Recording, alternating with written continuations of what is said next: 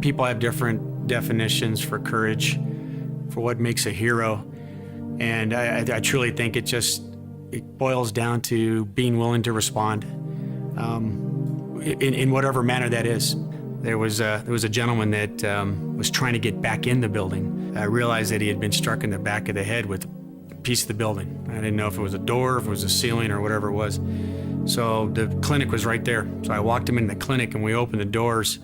There was this one major, Army major, Major Brown, who was responsible for everything. She had a radio in her hand, had the only communication with inside the building. She was directing triage, she was directing patient care, and I walked up to her because obviously she was in charge and said, I have a patient, and she pointed where he needed to go, and I said, by the way, Major, I also have medical training, and she had somebody slap a EMT vest on me, and next thing I knew, I had 4 other people, and we were heading back in towards the building. We didn't really have any time to be afraid. We had to respond, but I think I'd be lying.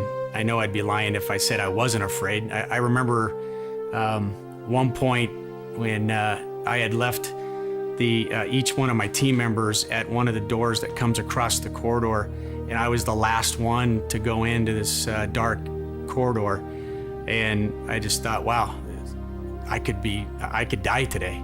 It hit me for a fleeting second, but that was about it. Everybody responded, and it didn't even seem to phase you. You just did it. You just responded.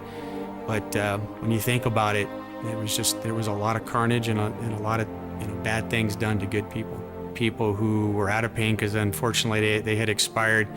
There was people with limbs still attached to their body, people with limbs severed from their body.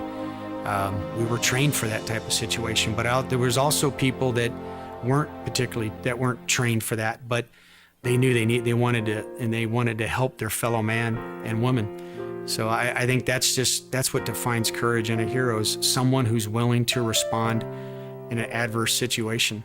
That's really what defines courage in a hero to me.